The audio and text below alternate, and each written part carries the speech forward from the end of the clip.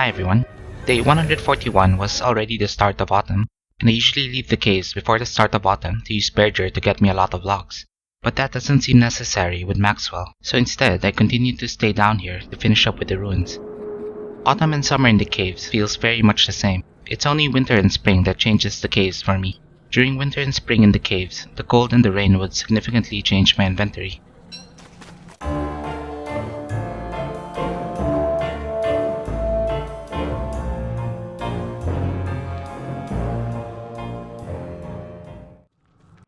So I brought all of the Thulusite fragments I've gathered so far, and I've returned to the ancient pseudoscience station to convert them all into Thulusite. I also brought some yellow gems with me in order to craft a Starcaller staff. But I still had a few yellow gems left over, and so I decided to craft a second and third Magiluminescence. The Magiluminescence doesn't really expire unless you allow it to reach 0%. Similar to Moggles, they should be refueled before they reach that point. We use Nightmare Fuel to refuel the Magiluminescence, and one Nightmare Fuel will restore 37.5% of its durability. Although it's not really necessary, the reason I like to have more than just one Magiluminescence is so I can have one stored in different areas in case I forget to bring them along with me when I want to use them.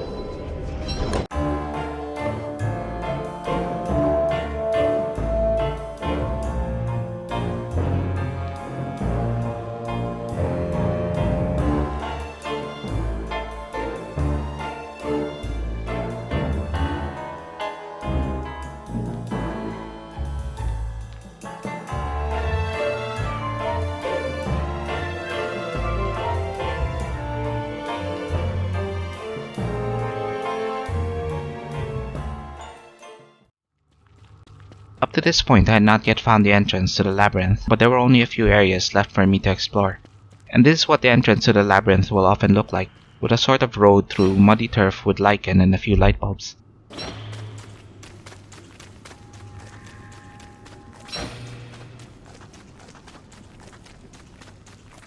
This is the start of the maze that will lead to the Ancient Guardian, but I'll come back to this area a little later. For now, I want to finish up all the clockwork areas and gather the remaining loot before I fight the Guardian. There was only one clockwork area left anyway.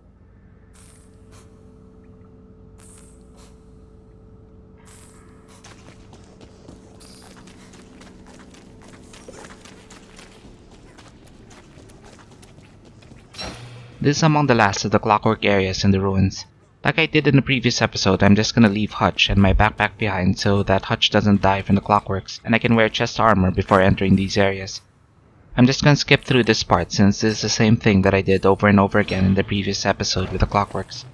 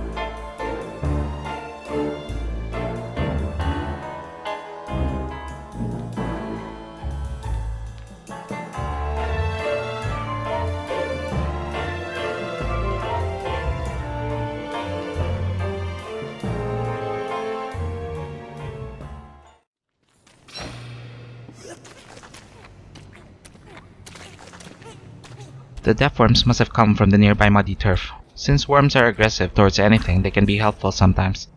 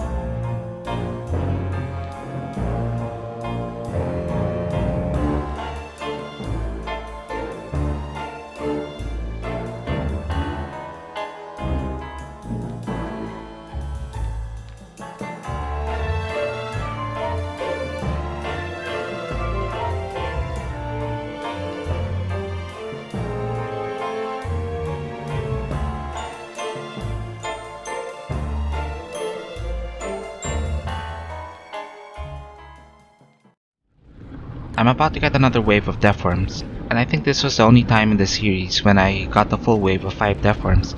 Worms, unlike hounds, are slow, and if you don't want to fight them, then you can just run away from them.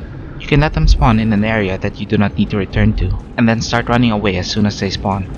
But I think I wanted the glowberries from the worms this time, and since the nearby mud turf area is clear and open spaced, I chose to fight them there.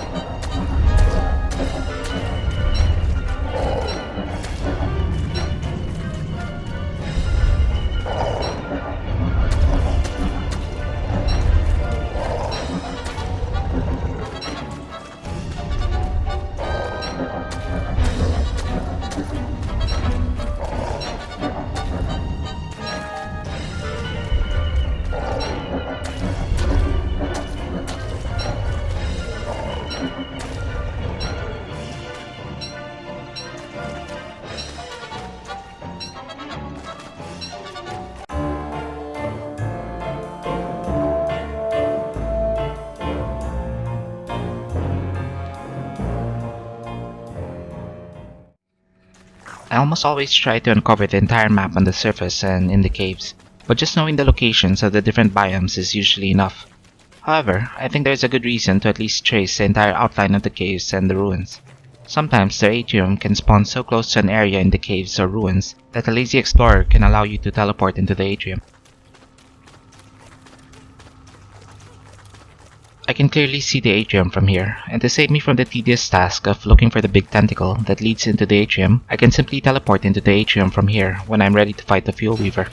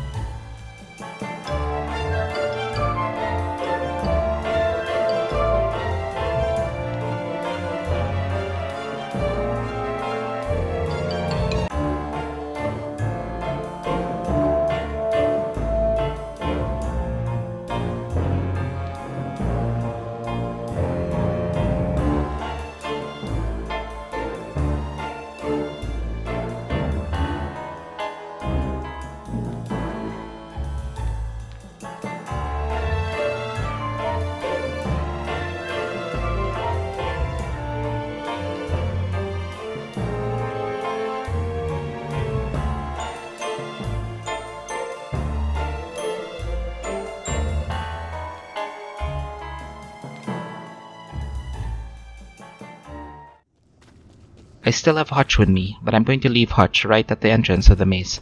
I don't want to drag Hutch along with me inside of the maze because Hutch would pass through the webs and call down a lot of spiders. I still want Hutch here with me though, in case I don't have enough inventory space to carry everything back with me.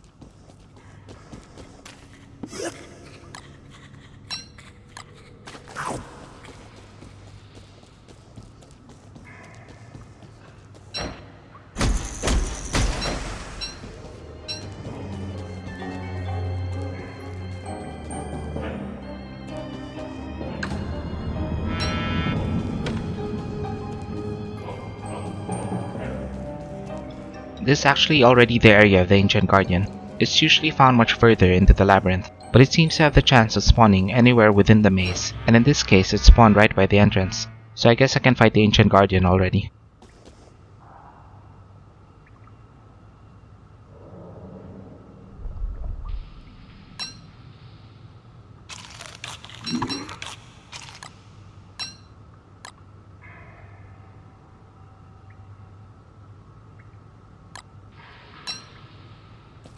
Like with every other boss in the game, there are different ways to fight the Ancient Guardian, and the way I normally do it is probably a little uncommon, but we choose the way we want to do things. You can choose the easiest way to fight the bosses, or you can intentionally make the fights much harder. I think the way I usually choose to fight lands somewhere in between, and for this playthrough I tried to fight each boss the way I normally do it when I play solo.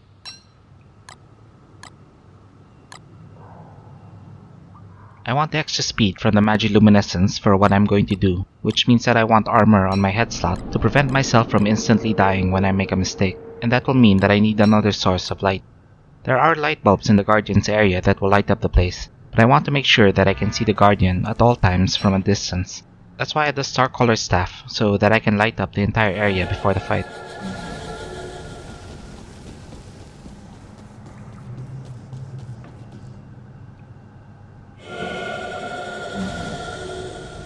I don't think there's anything wrong with getting the Guardian stuck, if you prefer to kill it that way. I just got used to doing it this way, because for the longest time we could only fight the Guardian once per world, and I sort of wanted to make the fight feel a little special. Also, if getting it stuck is ever patched out of the game, then this would probably still be available if you don't want to tank or use mobs.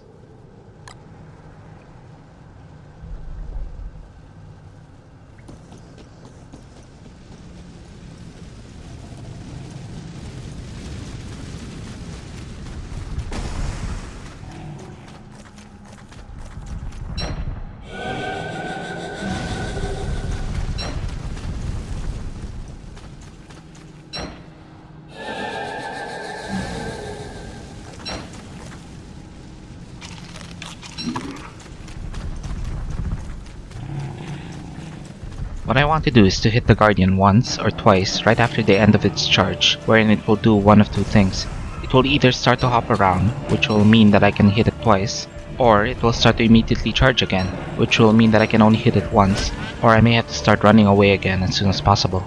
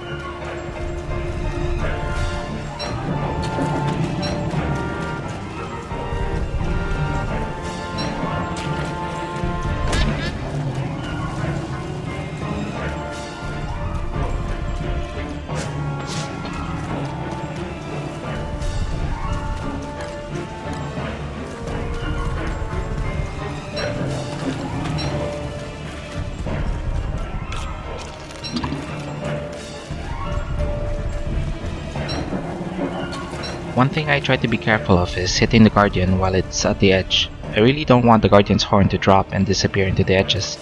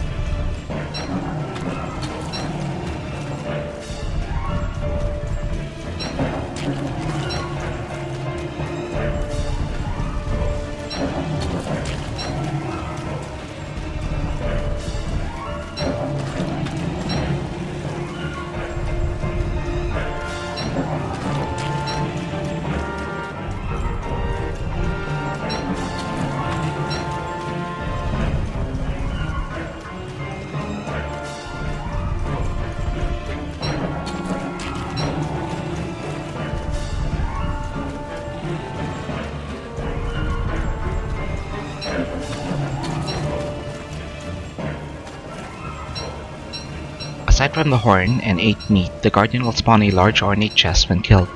Inside of the chest will be some random ruins items as well as a guaranteed ancient key. The ancient key is one of the items we need to start the fight with the fuel weaver.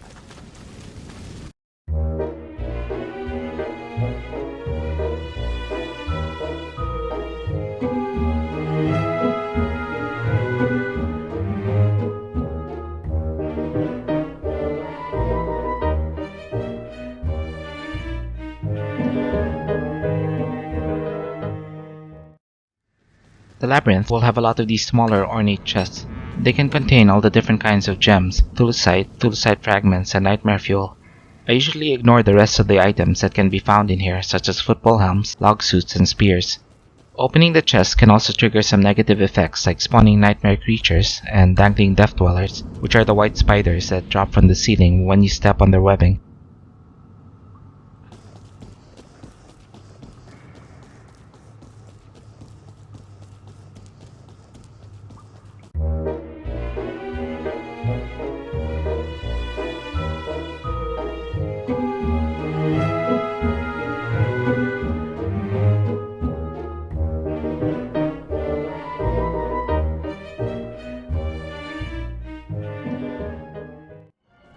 There can also be a few chests that are completely covered in web, and if I want to open them, I could be forced into spawning the spiders.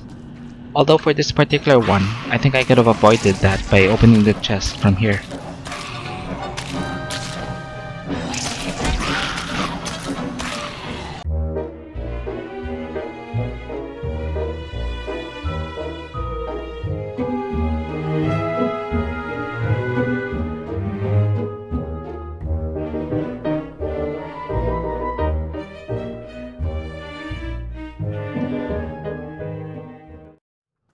These spiders are similar to the spider warriors from a normal spider's nest, and they can be kited as long as I'm not standing in the web and moving too slow to avoid them.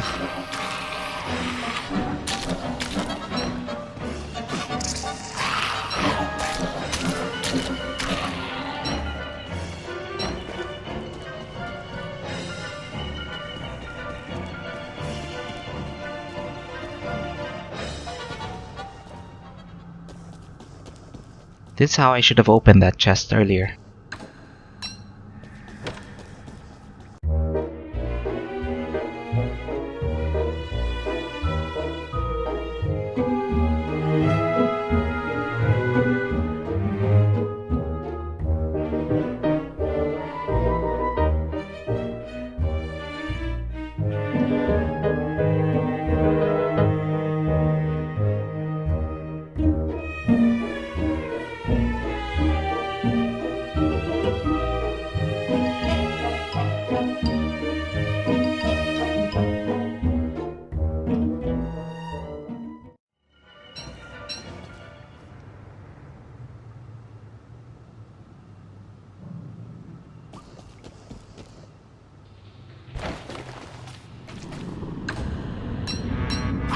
At this point, I've cleared the entire ruins. I've killed all of the monkeys, destroyed all of the clockworks and broken clockworks. I mined every statue, opened all of the chests, gathered all of the loot from the cave holes, and hammered all of the Thulusite walls. However, everything that I just gathered and destroyed, with the exception of the Thulusite walls, will be renewed after killing the Fuel Weaver.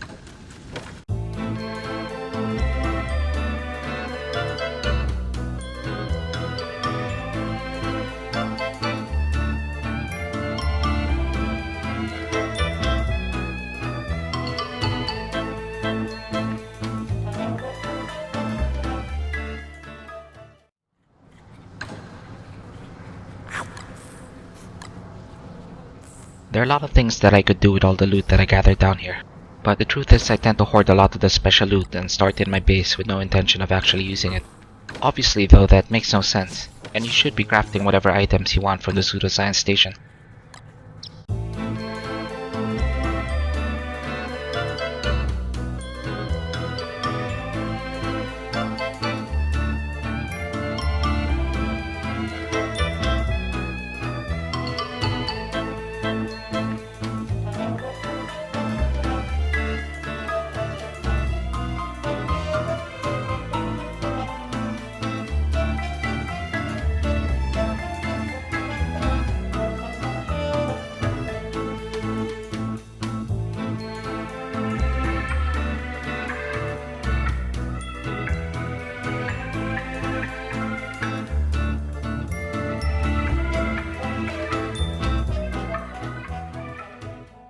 What I will spend before I resurface are all of my green gems. Construction amulets and deconstruction staffs were very useful to me towards the end of this playthrough. I craft one construction amulet first, and then I wore it before crafting 5 deconstruction staffs. That will bring down the cost of a deconstruction staff to just 1 green gem each. Then, with the rest of my green gems, I crafted all of the construction amulets that I could.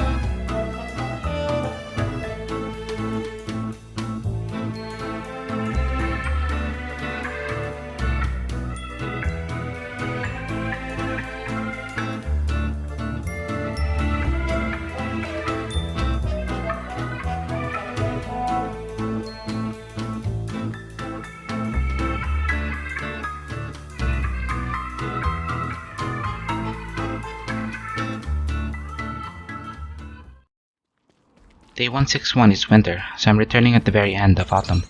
I think I had completely forgotten about Berger, and it caught me a little bit off guard. Berger ended up spawning way too close to my base.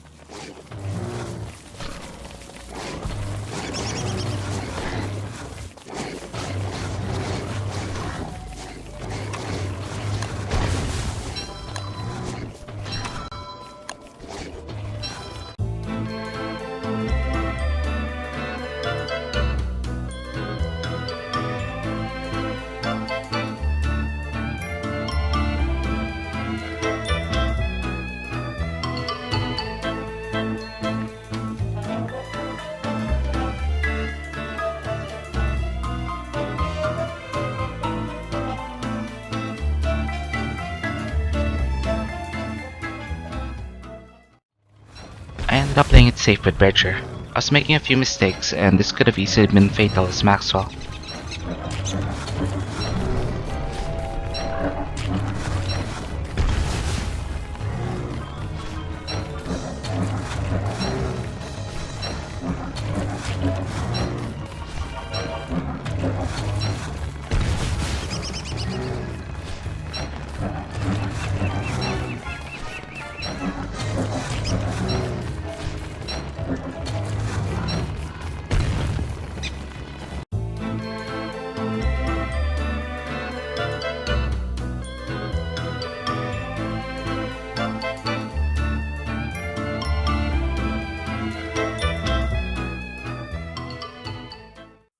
That's all for now, guys. The next part is probably the strangest in the entire playthrough. I sort of plan everything that I want to accomplish before I start each session of the playthrough. But no matter how long I play this game, sometimes things just don't go the way I plan. Thank you for watching, I'll see you then.